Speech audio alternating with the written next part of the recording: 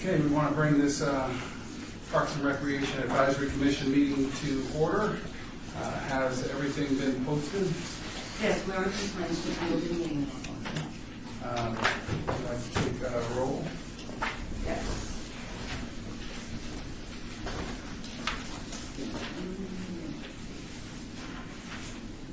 Chair White, Here. Vice Chair, Excuse me. Present. Commissioner Sherman, excused. Commissioner McCurdy, excused. Commissioner Eckert, excused. Commissioner Armenian, Here. Commissioner Becker, Here. Commissioner Deborah, here. Commissioner Niger, excused. Commissioner Henley, Here. Commissioner Lozano, Here. Commissioner Greer, excused. Commissioner Aslan, Here. Commissioner Howard, excused, and Commissioner Connell. Here. Thank you. We have 4 more minutes. Thank you for taking the roll. Now we'll move to item number 3 on the agenda. Public comment during this portion of the agenda must be limited to matters on the agenda for action. If you wish to be heard, give your name, your name for the record, the amount of discussion, as well as the amount of time any single speaker is allowed may be limited. Is there anyone here for the public comment? Do you want me to speak now or when you get to the item number? This is the public comment side of this Okay. portion of it. All right. I'd like to step forward and state your name. Sure. My name is Kathleen Carr. I live at 1208 Norman Avenue, and I am here to speak to you all about Huntridge Circle Park again. And I have a couple of questions one question and one request that I would like you guys to address when you get to that on the agenda. The question I have is, I just would like to know why we never had any meetings with the surrounding neighborhoods regarding this park, and hopefully that can get answered. And the request that I have is that I see that the park is scheduled to reopen on a Tuesday, the 2nd of April, which is not a good day for us because that gives us Tuesday, Wednesday, Thursday, and by Friday the park will probably be back to its former condition. It would be much, much better, and we strongly, strongly recommend that you guys not open that park until Friday or Saturday when the neighborhood can come out and engage that park. And that's it. Appreciate you guys. Thanks for the time. Thank you. Is there anyone else here for the public comment portion? Hearing none, we'll move on to item number 4 for possible action to approve the final minutes by reference of the regular meeting of December the 4th, 2018. So I move to approve the minutes as presented. I reviewed them and I didn't see anything that was different than what we discussed. Motion has been made and seconded. Any discussion? All in favor? Oh, Larry Schultz, Ward 6. Sorry. All opposed? The ayes have it. Moving to item number 5, report by the Department of Public Safety regarding issues of city facilities and parks, all wards.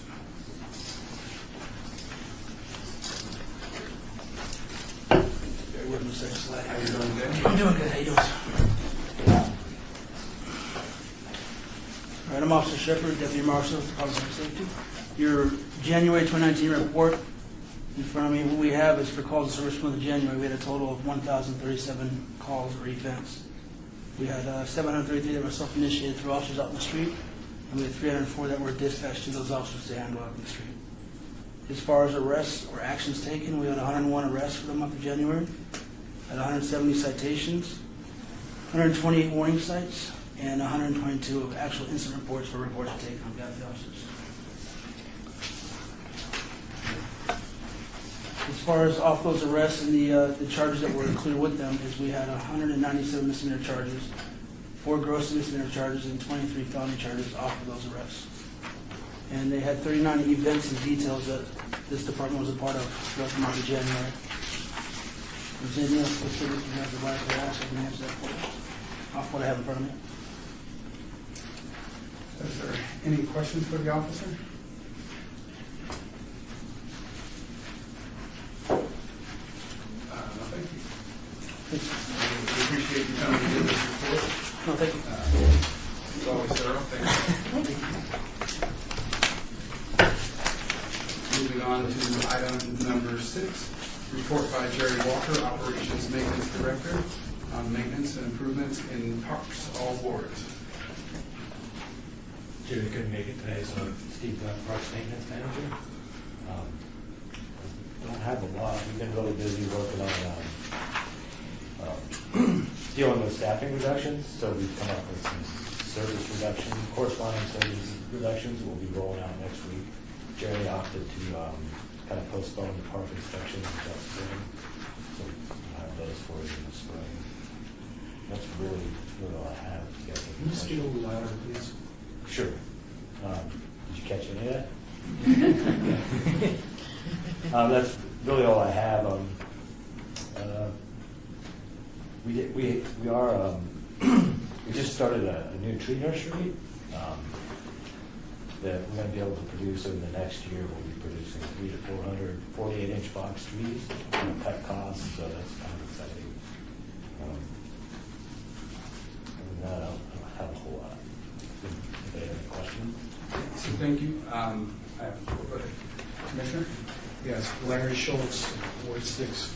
So I do have some questions from our pick up from our last meeting.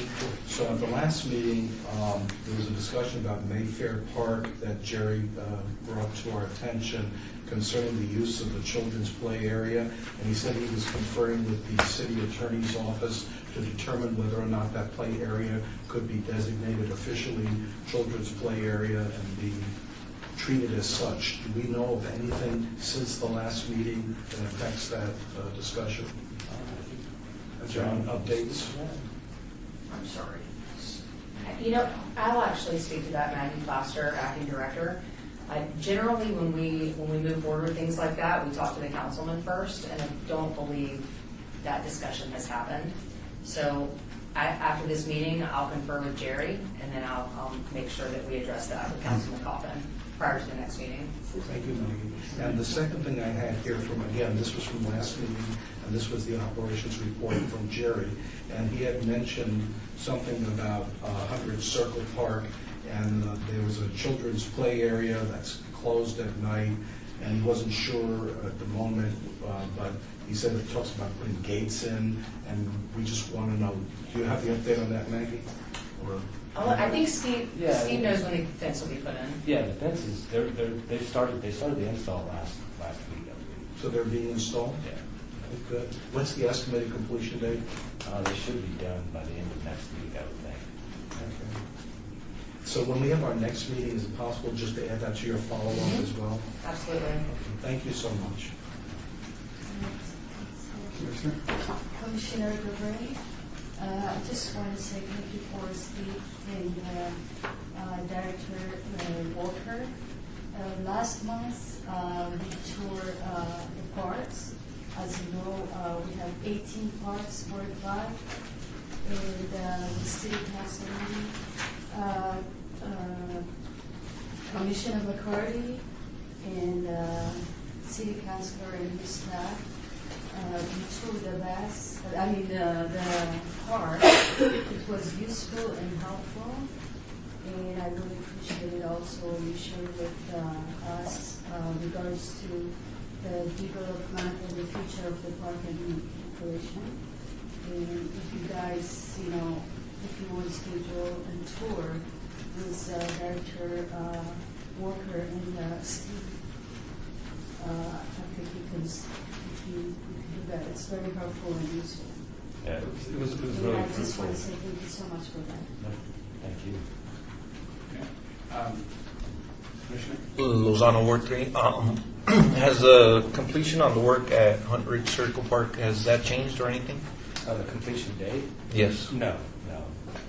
And would that be something that we could bring up with Jerry Walker as far as some of the residents that came here today, the opening, Yeah, I mean, the concern that about the date, the opening, I mean, if you don't have a problem with it, we can change it to a Friday or Saturday. Absolutely. Yeah. Okay. It's not a big deal at all. Okay. Thank you. So, Chairman White, Steve, I know with all the cutbacks or the in staff, I know how difficult it is to keep doing what you're doing. So I just want to say thank you and to the Director Walker for doing the job that you guys are doing and making sure that you maintain maintenance the parks.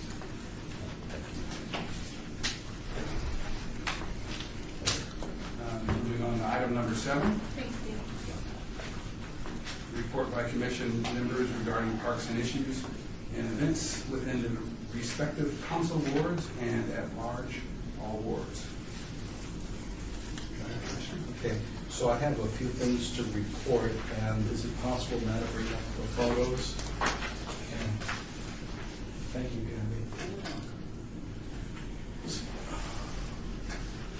Okay, so we had a few events. The first one was Ward 3, and that's the Washington Las Vegas Watch Park groundbreaking with Councilman Coffin and Commissioner Henley and myself attended to represent the commission.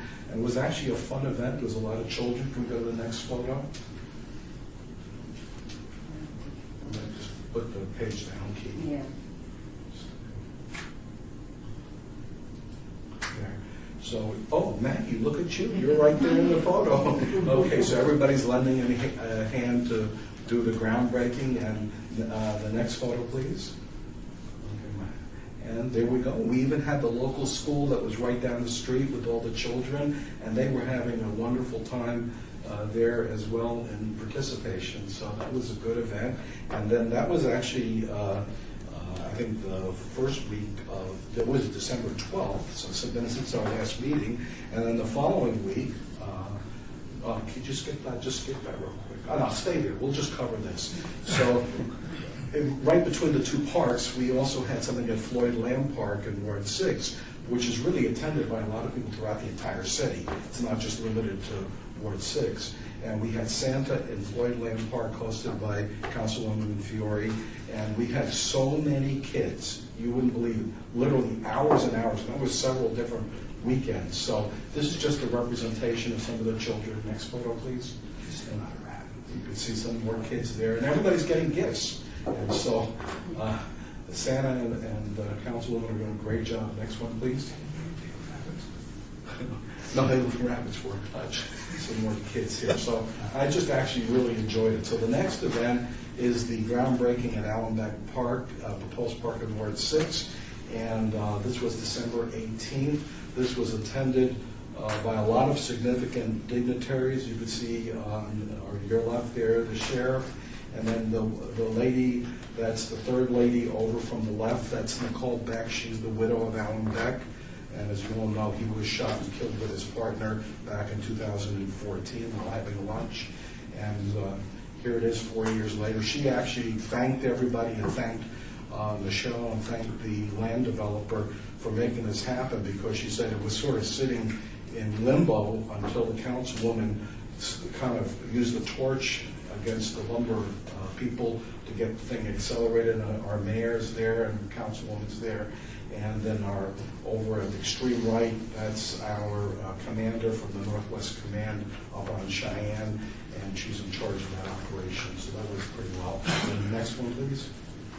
And you can see the mayor and the councilwoman and the widow there in that picture, Nicole Beck. And I think that's the end. You see, is there one more?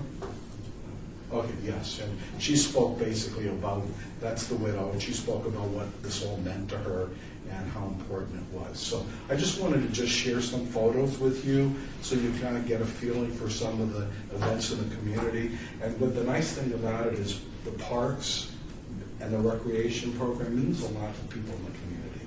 It's actually just more than just brochures and words and all that. It actually touches people very directly. And there are no more photos. So the last thing I have to report on is Trigono Hills Park, Ward 4. So you remember our last meeting, Councilman Anthony joined us with his staff and gave us the pitch on why we should call that park, which is, again, if you go to Ward 4 and you go to the 215 freeway and you know where Cheyenne is and you sort of go up against the hills, that's that new park. And Ward 4 hasn't had a park for probably more than 12 years or even more than that. So Trigona Hills Park, Trigona in Greek means, as you remember, triangle, and so the park is the shape of a triangle. So I presented that in front of council on January the 16th, and the council accepted the Parks Commission recommendation that we call Trigona Hills Park, and away they go. And hopefully sometime in November of this year, there will be a park opening for that park as well. So that's my story. I'm sticking to it, and I'm not changing it. Thank you. Thank you, Commissioner, for doing such a fine job in the community and sharing all the stories with us. Is there anyone else, any other commissioners who would like to? Yeah, Rich Becker, Ward 2. It's not necessarily related to parks, but I found that if you go to coffee with the councilman, that's a good time to bring up parks and recreation to the councilman while they're there with some of their other constituents. And Steve Soroka is having a coffee with the councilman on Thursday, February 21st. It's from 8 to 9:30 a.m. at East 7 in Crawford. So if you want to go out, that's a good time to bring parks issues to the councilman right in front of, a little bit more of an audience. Thank you for bringing that event to us. Is there any other reports by commissioners? All right. Hearing no other reports, we'll move on to item number 8, report by Sydney Noyce and Maria Jose Norora from the Department of Planning on the Downtown Open Space Planning Board, Wards 3, Kaufman, and Wards 5, Creer.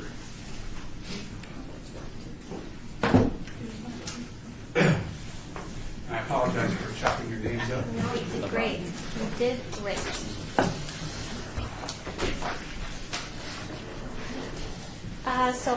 Thank you so much for having us. Maria Jose Norero, Department of Planning in the long range section. I did want to clarify that this also affects Ward 1, Councilwoman Mayor Pro Tem Tarkanian's ward as well. And then this is my colleague Sydney Noyce. I'll let him introduce himself. Yeah, so nice. Sorry. Yeah, so today we're going to go over the Downtown Open Space and Trails Master Plan that we're currently working on.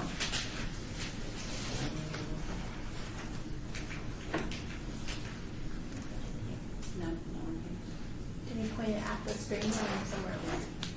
Yeah, just there. There we go. There we go. So today we're going to go over our planning process and a little bit about how we got here, why we're doing this plan. Marie's going to show off some unique opportunities that we have here in the city regarding downtown open spaces and parks, and then go over kind of our next steps in our process and what's coming next. So why are we doing a downtown open space and trails master plan?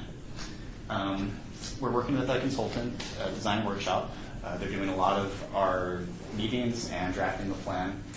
And currently, we have a deficit of open space and parks in downtown, and it's projected to still be a deficit in the future. On the right, you see a figure there produced by our consultant, showing that in 2017 we had about 22,000 residents downtown, and they used a goal of about 5 acres per 1,000 residents for open space as kind of a benchmark. And in 2017 we were at 2.1 acres per 1,000 residents. And by 2035 we're expected to gain 16,000 residents downtown, which with our current inventory of parks and open space, that number's going to fall to 1.2 acres per 1,000 residents. So we have a need currently and projected. As well, a couple of years ago, we adopted the Vision 2045 Downtown Master Plan, and this provided a goal that downtown we're going to increase the amount of open space from 2% of the overall land area to 9%. And as a policy document, it gives general goals and guidelines.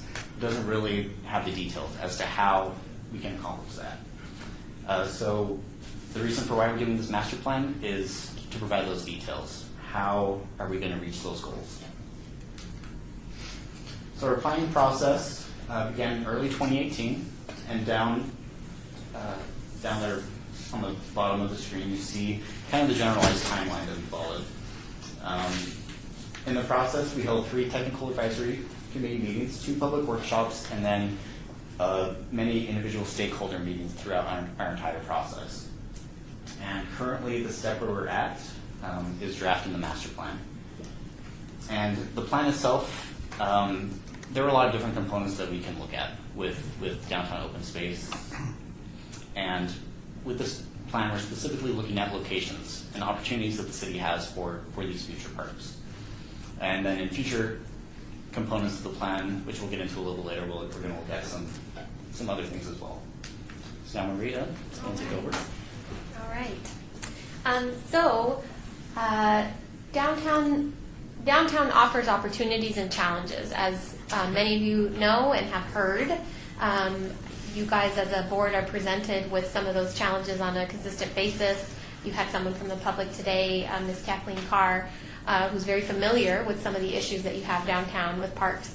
So like Sid mentioned, this plan specifically, and the little flyer you have in front of you, the plan accomplishes the phase 1 of this plan, which we're in right now, is to designate locations and types of parks that are needed in certain areas, in certain districts. And also in latter phases, we'll address some of the challenges of like managing and doing public-private partnerships. So we're in just phase 1 of what types of open spaces and where they should be located, whether we know a developer who would like to work with us, on a piece of property, or we own property ourselves as a city. So just kind of providing like in this general location, this is where parks should go. But some of the opportunities that are also available to us is different types of parks. And what we wanted to do is introduce you to some of those types of open spaces because they might be new to some of you. And some of those are, for example, the linear open space. I don't know if any of you have heard of 3rd Street open space. So 3rd Street is downtown. It's between Charleston and Bonneville. It'll eventually extend all the way to Fremont. But the largest improvements will happen between Charleston and Bonneville, and it'll look like this on the ground. So the top image is what it would look like if you were walking down the street. The bottom image is just showing you kind of a linear overview of what that space might look like. And what a linear open space basically is if you just took a park and made it long and skinny, right? So you can still have traffic going through there. There'll still be cars being able to go through there. But there'll be portions of the roadway that as you narrow it, you can create, up to 40-foot sections of park-like spaces where there might be some programming that can happen, different park-like activities that can happen in those spaces. We have a lot of wide roads, right? So one of the options that you'll see in this plan in the final draft when it's published is linear open space options. Go ahead. Henley, Ward 2, in your linear open space areas, are you going to provide opportunities for grade separated bicycle paths? So every linear space is different. So if I'm not exactly sure what 3rd Street has as far as a grading option for bicycling, I can check on that. But there's definitely one of the recommendations is always to create spaces that definitely look different for pedestrians and for the car. So people know where to be, right, in those types of linear spaces. When you have multiple activities happening, vehicles and pedestrians and cyclists, you definitely want to show a demarcation of where I'm supposed to be, right? If I'm a car, if I'm a pedestrian or a cyclist. It's an excellent question. And it's definitely things that we should incorporate in a linear open space. But there's no set of what a linear open space looks like, to answer your question. So the next type of space is an enhanced street. And I know a lot of you have heard of Project Enchilada, but Project Enchilada could be an enhanced street option. So it's still mainly a street. The main function of it is a street, but there might be some enhanced amenities like benches and areas to sit down and more greenery than you would see in a normal street where you just have vehicles, driving by and just a plain sidewalk, right? So that's another option that you'll see in the plan that might be a new type of what we typically consider as an open space or a green space, right? It's not the park where you go play soccer, right? Which is what I think a lot of us think of as parks. The next space that is type of open space that's introduced in the plan is a viaduct. Has anyone ever seen one of these or visited any of them? Okay, good. Then we're sharing knowledge right now. So viaducts are basically the area underneath the freeway. So these images are from Los Angeles, and lots of cities around the country and around the world are starting to use these kind of dead areas underneath freeways and highways as potentially open space. And you can see in these images that you have people, outdoor dining happening. Obviously, this is a pie in the sky. We'll gradually get there, but you need to have lots of people using it in order to have images that look this amazing. But there's definitely the possibility of using those areas underneath the highways as something, right, as some type of park. So the plan does make this suggestion for the downtown area. And I did want to mention that it's not an idea that's 100% new in the plan. The plan that was put together for Bruce Street, Green, and Complete Streets by the EPA, which came out, I think, like a year or two ago, but they actually have a portion in the plan of using a viaduct type of park in the area of, and I wrote down, Bruce Street around Elm and Marlin. I don't know if Ward 3, it's in Ward 3. So, but that's an area to go check out if you want to see kind of where a viaduct might go. And then the next type of open space type of park that's being proposed in the plan is a civic central park, a large gathering area. The images that you see here are of a park that's in Phoenix, Arizona, and it's used for multiple things during the day and the night. So having a park space that's maybe more flexible in the use, concerts, events, maybe civic events that happen there, gatherings, and different ways of using it. But you can see the density around the neighborhood, and density is just a fancy way. I've only been in the planning department for 6 months, and I'm already using their jargon. I'm so mad at myself. But you can see that there's high rises. There's a lot of people living around this park, and there's big buildings around it. So it's not something that you would traditionally see. It also is a lot of land, right? We have a downtown that's already built up, so it's definitely going to be a challenge to be able to put something like this. It would take a lot of moving parts to get this going. But it's one of the major components of the plan, and it's also something that our stakeholders were really excited about. A lot of developers and property owners and builders and people that are movers and shakers downtown mentioned that this was something that they could see as being a huge catalyst and a huge economic development opportunity in downtown. So we wanted to bring it up to you guys as something that you're going to see in the plan. And then the last is trails and connectivity, right? So creating trails that bring the plan outward, so bring the park outward. So if you have a central park like we saw in the previous image, what do those connections look like so that people from the neighborhoods can get to that park to use it? People working, people commuting, people walking, people recreating. So making trails almost seem like a part of the park, an extension of the park as they fade into the neighborhoods. So those are some of the types of spaces that are suggested in the plan that might be new to you guys. I did want to mention that the 3rd Street linear park is going to start construction in early 2019. So if you have time to get down there, you might start being able to see some of these types of spaces being incorporated into downtown. And that the Enchilada, we have construction slated for summer of 2019 to start. So, all right, I'll let Sid take it back over. Okay, so then just quickly what our next steps are in this project. The actual draft of the master plan is being finalized right now, and we're aiming to have it published online for public comment in the coming weeks. Following that, we're going to present it to Planning Commission and City Council. Planning Commission on February 26th and City Council on March 20th. And then as I mentioned before, there are many different parts that we're going to look at in the future with downtown parks and open spaces. So this one specifically looks at locations and recommends places where the city has opportunities to improve their inventory of parks and open spaces. But in the future, we're also going to look at programming. What exactly should these parks be used for? And then the operations and financing of these parks. That was a big thing that we heard in all of our meetings from the public, from developers, other stakeholders, was in that portion of it. How do we deal with the operation of these parks? What is the city's strategy for establishing public-private partnerships? That's something we didn't have a ready answer for yet, but it's something that we're going to look at in the future. So that's what we have for you today. If any of you have any questions, you can go ahead. Commissioner? Thank you, Larry Schultz, Ward 6. So This is very helpful. I was fortunate, I had an opportunity to join the team at the Fifth Street School. How long ago was that? That was in September. September. Late. And so that was interesting because it provided an opportunity for a lot of feedback from the community and all that.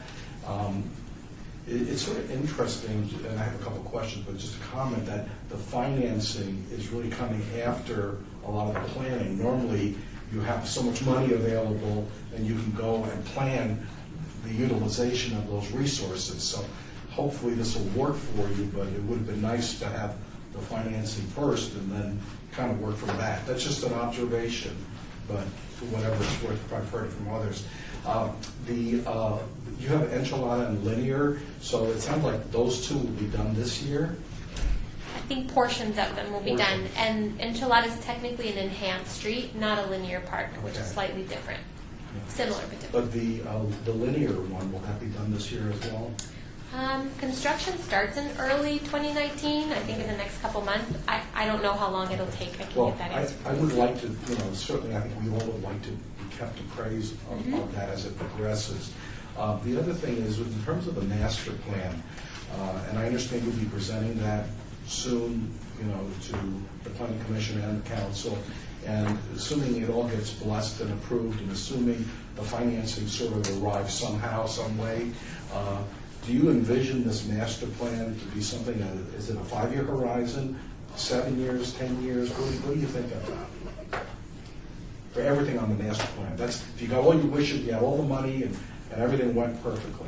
What are you thinking about? I mean, in our wildest dreams, we could tell you we want it done today, but also you don't want that much construction happening in one place. Some of the recommendations in the downtown open space plan are dependent on more residents coming. So we've asked the consultant design workshop to prioritize what projects need to happen first. For example, Symphony Park came up as a higher priority because you have 500 residents moving in the next couple years. So that might be a district that we focus more open space and we, go to capital improvement plan and say, hey, this neighborhood needs it first.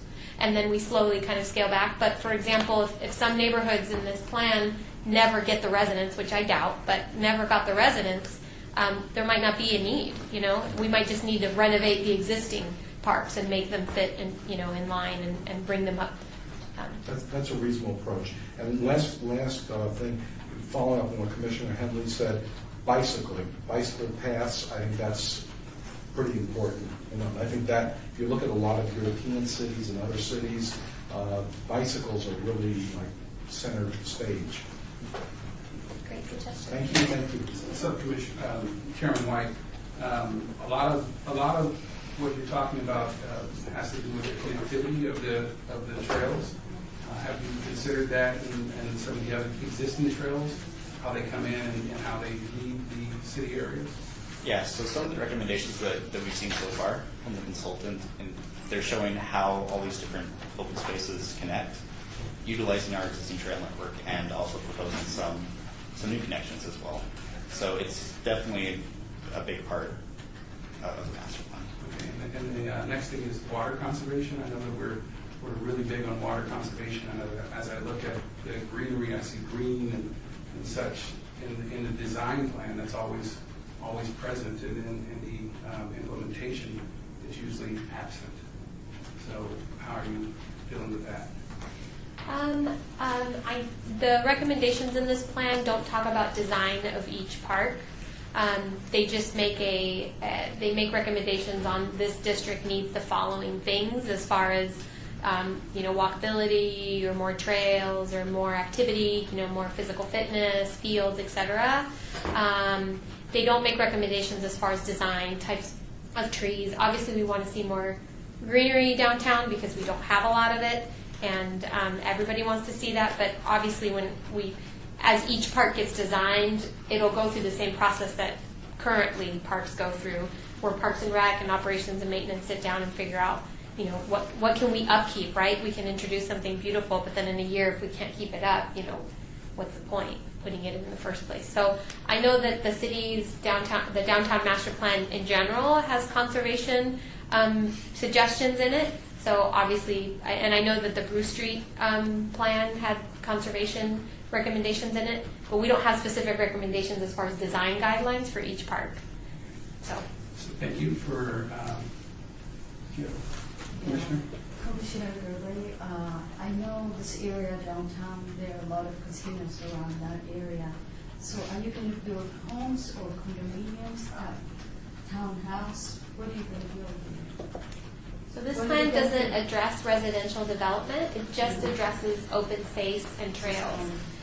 But it does project that we're going to have more residents downtown. I believe that that's a goal of the city, to have more residents downtown in general. So if we have more people moving into the downtown core, we need to offer them, open spaces for them to use and recreate.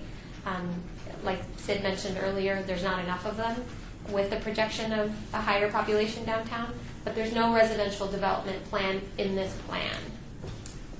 Because in November, middle of November, I received emails that say that the city councilor, he offered golf court instead of job and homes.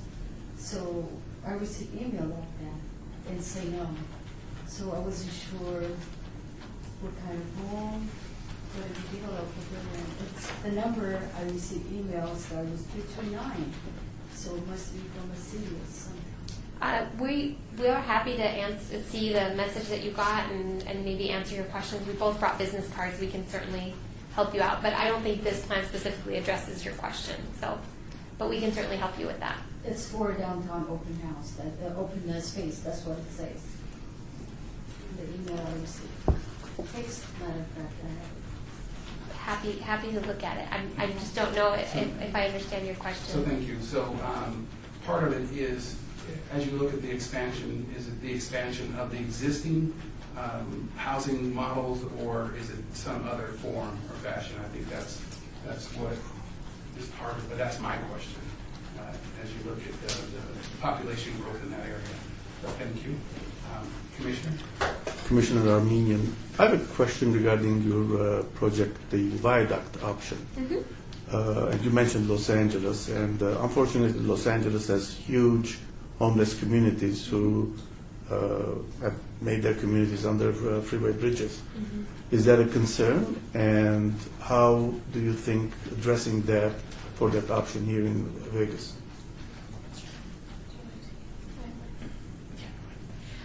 So, like Sid mentioned, this is phase one.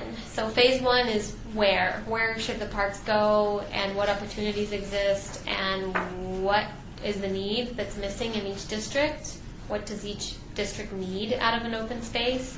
And the second phase is figuring out managing. Downtown open spaces are notoriously expensive to operate and maintain because of different challenges of homelessness, other challenges. So we need to figure out as a city, if we bring in on board all these beautiful spaces, how are we going to keep them maintained for everybody to use them, right? So that they're livable for all of us to use. So that is the second phase of this plan. Plan one is where should they go. Plan two is how we should manage and operate them, and how is the city going to pay for them. And then plan three is maybe we can create public-private partnerships or a nonprofit that, we figure out, Friends of the Park. A lot of open spaces like this around the country have different funding models of how to keep them maintained. The High Line, if you guys are familiar, has a nonprofit that is behind it, and that is why it continues to be successful. So this is starting the conversation, not at all ending it. It's the very beginning of the conversation. You bring up an excellent question that we heard over and over again in our public meetings. So this part is the dreaming phase. Yes, which planning is excellent at. We love dreaming. And Ward 2, is RTC involved? RTC has not been directly involved in this particular plan. Under linear sections, I think there could be some opportunity for funding. Absolutely, yeah. Call it whatever you want.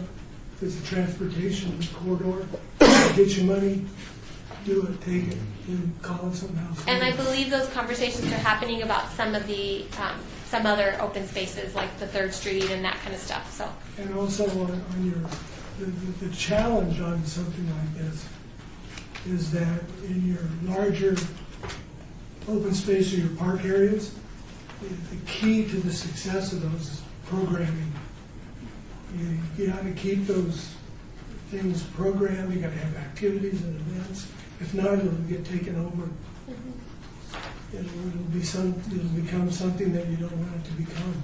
I mean, these guys need to do more work. There's a group called PPS, Projects for Public Spaces, out of Boston. They consult worldwide in public spaces planning. They're an excellent resource. I know Design Workshop, they're great people. They probably are familiar with them. yeah, probably.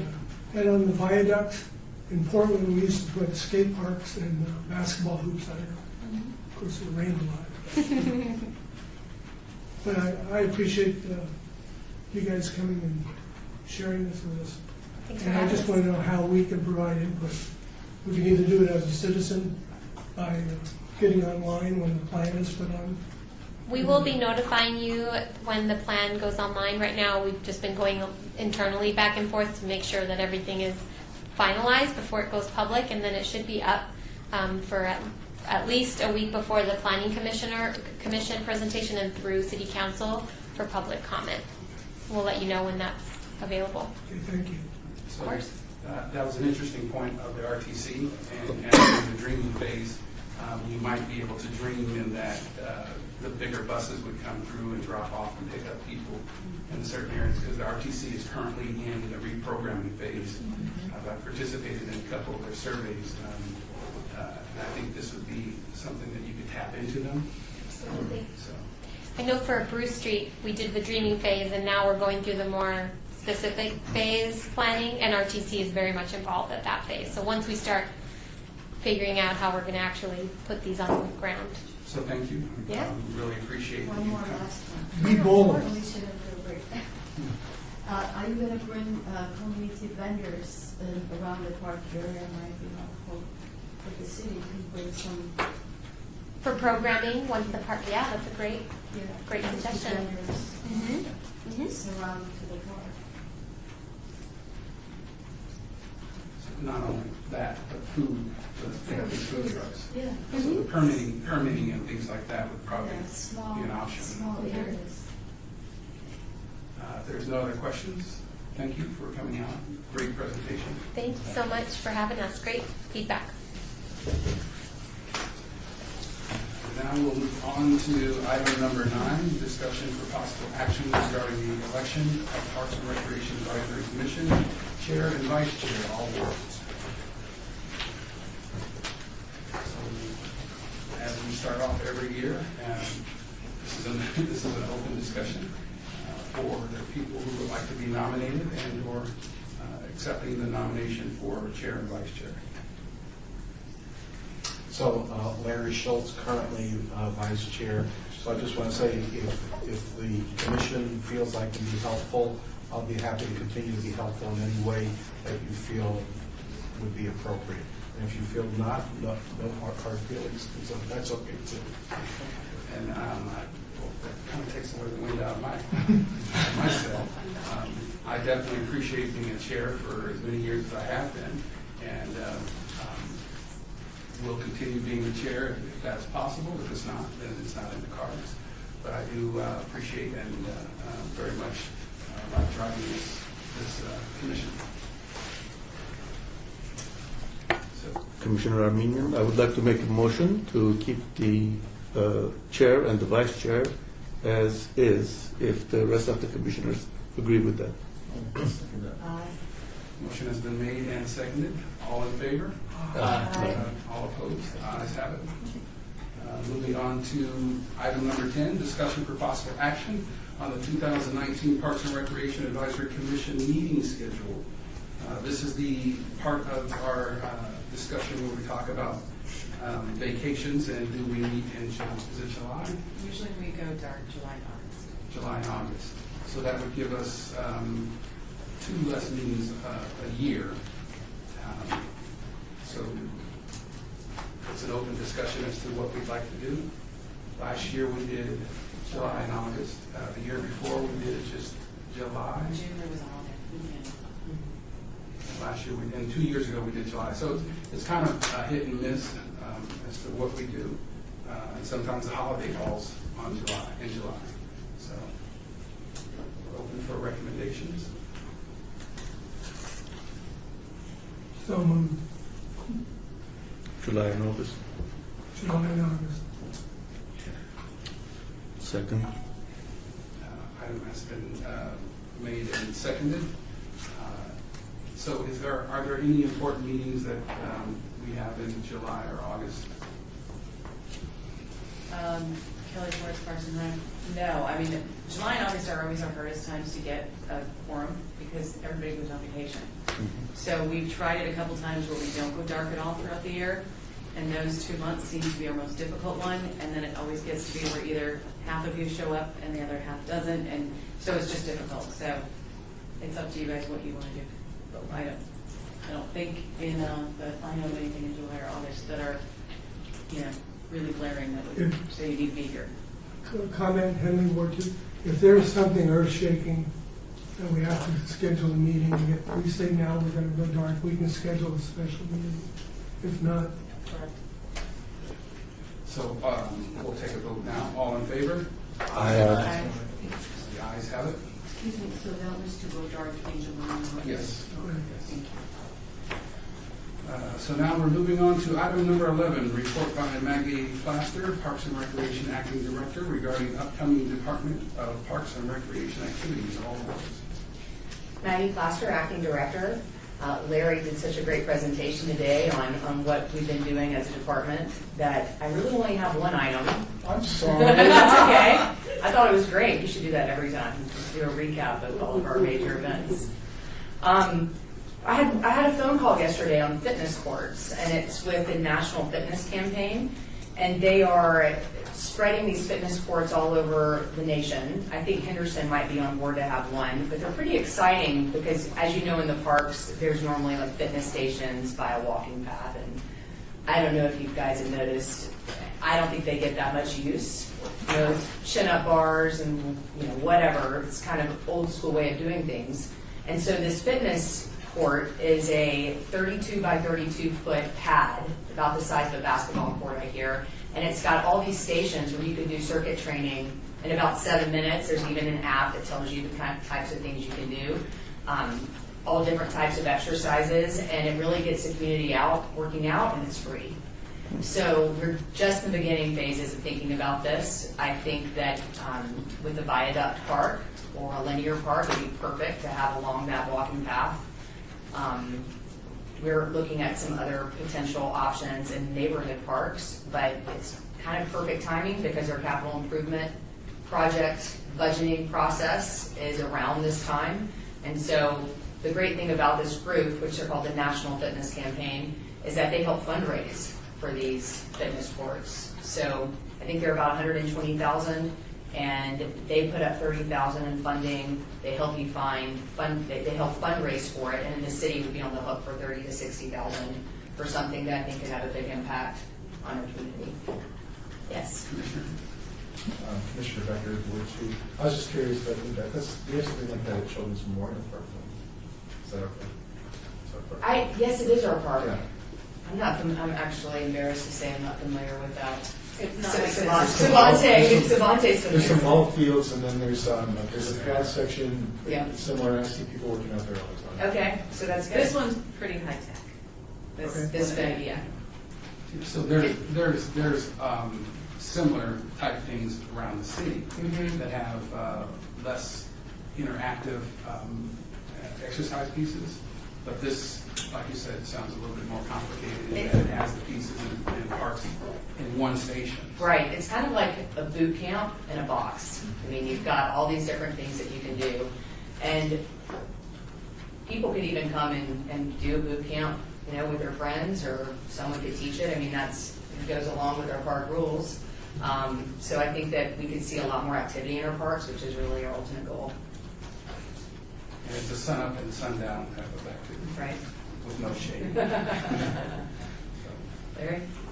So, if you're already doing this, just say so, but I know at the different centers indoors, we have all kinds of physical activity that's sponsored as part of the program. But as far as outdoor park activity, I know that I've seen a number of my trips to China and different cities in public parks. All of a sudden, you'll have a Tai Chi class convene, and they're out there, whether men and women, and they're doing it in a couple hours. And it's very disciplined, very structured. And, you know, so maybe the American version is Zumba, okay? But do we have those in the parks where they're kind of outdoor, as you know, as the weather allows? You wouldn't do that in the summer here because it's just too darn hot. But do we have that outdoor activity already, or is that because as we talk about fitness, the aerobic activity of Zumba and other things, you know, generates a lot of. I only have 2 seasons. So Maggie Plaster, acting director, we actually don't do a great job of programming our parks. We do a great job of sports, doing our rec leagues in our parks, for free parks and rec. And then our fields are at a premium for other groups coming in and doing sports in our fields. We actually don't have enough fields for the demand. But when it comes to the passive parks and going out there and offering Tai Chi or some other type of program, we're not doing very much of that right now. We have been challenged with reviving a program that we used to have. It was called Rambling Rec. Now it's going to be called Mobile Rec. But it's basically a van that's got all kinds of equipment in it. And the plan right now is for 2 Saturdays a month, go to different parks and have different types of programming for whoever's there. And hopefully we can market it enough to actually get a crowd there.